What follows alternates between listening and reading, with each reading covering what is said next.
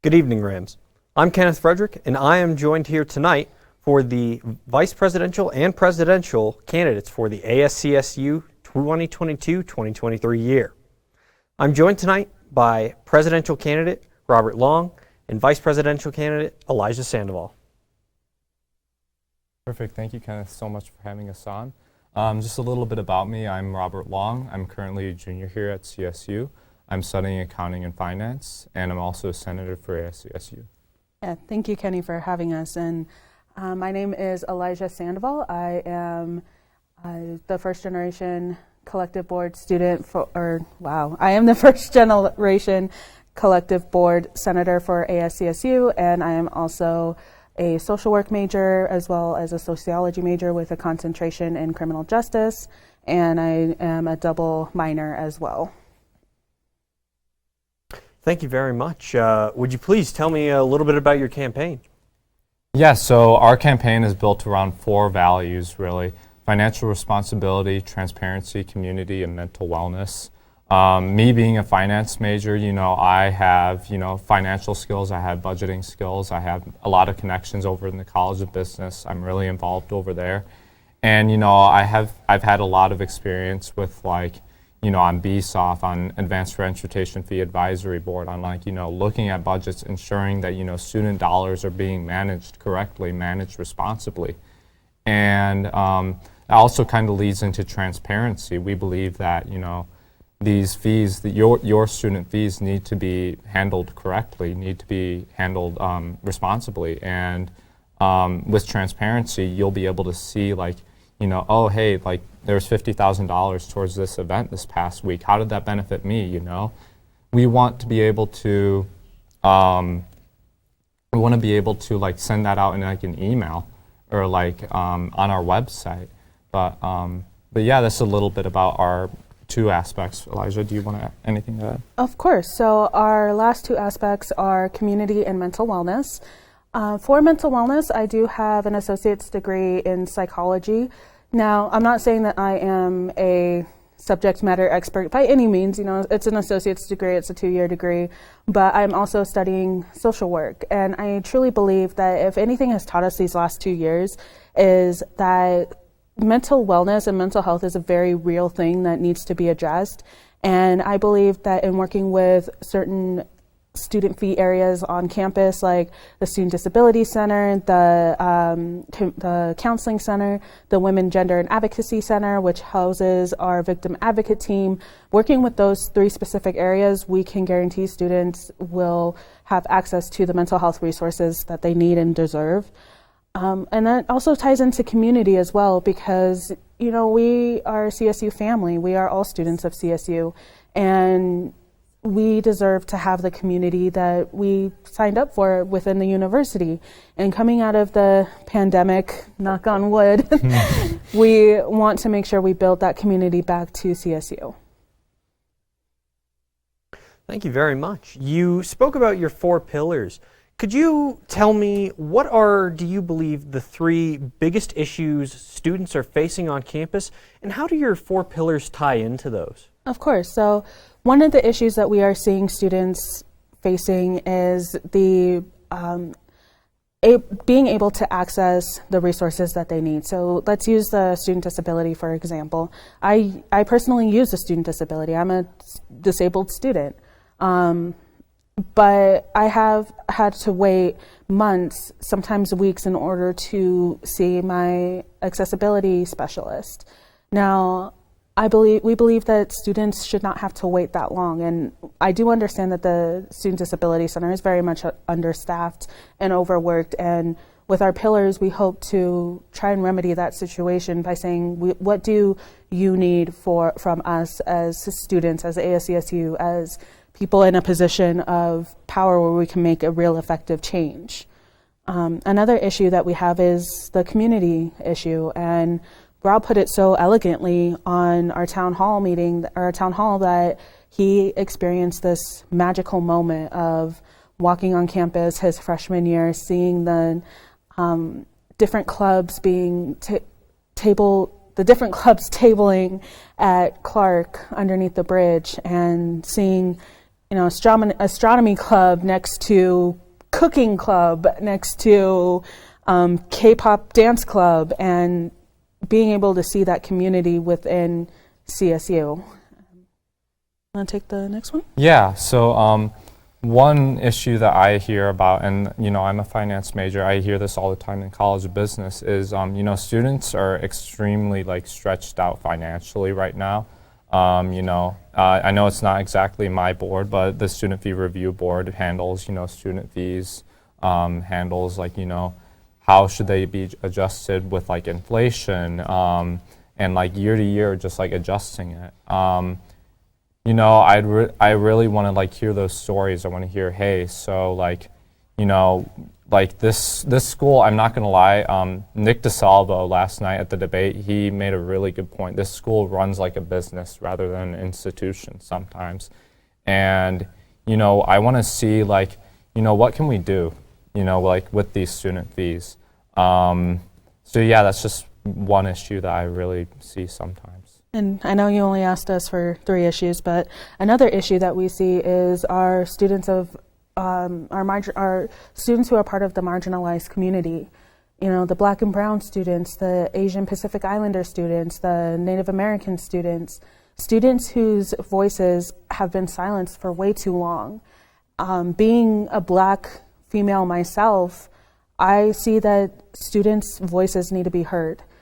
Not just the white students, not saying I have anything against white students, but we really need to focus on the voices that are historically being silenced, and what can we do to bring those voices to light? What can we do to hear those voices? One of the things that I am doing in order to reach that goal is once we are elected into office, I plan on reaching out to all of the SDPS offices, including the Student Disability Center, and saying, hey, I'm your vice president, Rob is your president, we want to work with you and see what y'all need from us so we can help bring these voices to light. We can help bring these students into the ASCSU Senate, into the ASCSU family, and say, we want to hear you. We want to listen to you. What can we do? And I come from a place of privilege. I'm a white guy, and ASCSU is built by white men, and I really I don't want to speak to any other people's experiences. I don't want to sound bigoted. I want to listen to you. I want to listen to your experiences. I want to hear your stories, and I want to make reasonable actions based on those, reasonable actions based on, other people's input, not just, me making decisions on what I think. I want to hear what you think, and I want to make actions based on those. Because like I said, I come from a place of privilege. I can't live your experiences. But yeah, Elijah just put it perfectly. But yeah. Thank you very much. We spoke a little bit on Monday during the town hall meeting about the interesting situation that you two currently face. This is the first time since, I believe, 2007, since a presidential and vice presidential candidate pairing has run unopposed. How do you feel about that, and what would your message to the student body and your fellow senators kind of be? We feel that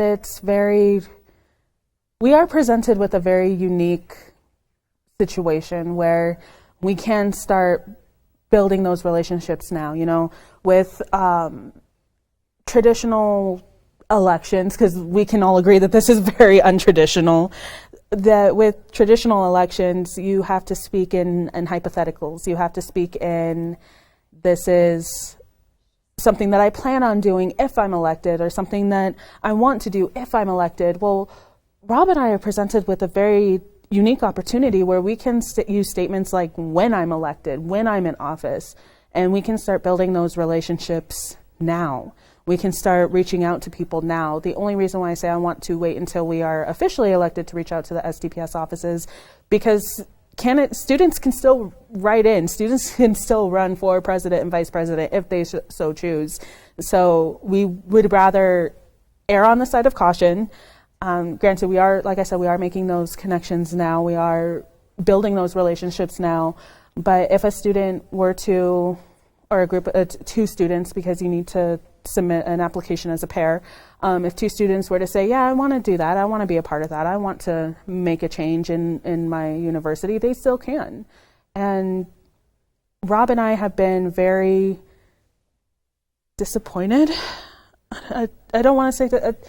It's a very tough situation because while, yes, we do want to be your vice president and your president, while we do want to make lasting changes within our community, we also feel like Rob, how do we feel? I can't find the words. It's very interesting. So the Friday of spring break, we found out that we were the only two running, and I was like, okay, that's cool. I just thought for a second, and I was like, I'm kind of disappointed because, I really wanted to fight for it. And, I'm not saying I'm not fighting for it now. I've been talking to fraternities, sororities, clubs, classes, and, I'm saying just vote. And it's not just because we're the only two people. There's 3 brilliant speaker candidates out there. All of them bring unique perspectives, all of them really bright individuals. And, but yeah, I'm just a little disappointed, but I also feel that, we have a unique situation right now. We can, start making those connections to students, start talking to those students, and really doing what the students want. Because, there's no one, sitting right next to us on the plaza saying, Rob's not doing great right now, and we don't have to worry about that. We just have to worry about the students, and I feel like we possess a really unique situation right now. And talking about voting, we, like Rob said, we urge all students to vote. I bet you didn't know that graduate students, you can vote too, because you are part of the CSU community. You are part of the Ramley, which I love that term. I know people don't like it, but I love it. I'm going to use it. You can vote. Freshmen can vote. Juniors can vote. Sophomores can vote. Graduating seniors can vote. Everybody can vote, and we want you to vote. And like Rob said, not just because we're the only two running. We want you to vote because it's your right as a student. Not many colleges, universities care the way CSU does about their student voices. They don't really want to hear it, but CSU does want to hear your voices, and we want you to vote. And real quick, voting starts on Monday at 8 p.m. or I'm sorry, 8 a.m. Yes, 8 a.m. Monday, 8 a.m. and it goes all the way until Wednesday of next week, and it closes at 4 p.m. and then that night the winners will be announced. Awesome. Thank you very much for that information, by the way. I believe we have 2 minutes left. Could you speak really quickly? There's been quite a bit of tension, I would say, between the executive and the Senate this last year, as well as just in the ASCSU in general. Could you tell me really quickly, what is one thing that you plan to do to kind of build cohesion within the ASCSU again? So the tension between executive and legislative was more so 2 years ago. I haven't seen too much of it this year, but 2 years ago it was really prevalent. But me and Elijah, we've talked to all 3 of the legislative candidates right now, the speaker candidates, and like I said, all 3 of them are really brilliant, really bright individuals, and we just want to build a relationship with them. We believe that conflict resolution classes, and just really connecting with them, just talking with them, just making them feel like a human being, rather than I'm not going to look down at anyone, whether they're a senator, whether they're a speaker of the Senate. I don't care. They're a human being, and yeah. And we also want to make sure that we are bringing in those marginalized voices into the space, making sure that the space does feel welcome and warm and inviting and is inclusive, is diverse, because we all have different stories. I'm a student of color. I'm a student with disabilities. I'm an adult learner. I have stories. You have stories. We all have these very unique stories that we want to bring into the space. Absolutely. Well, thank you both so much for coming in tonight. Voting, as Elijah spoke about, will be next Wednesday, and we will have an announcement for the election results live on Wednesday night at 7 p.m. Thank you very much, and have a good night.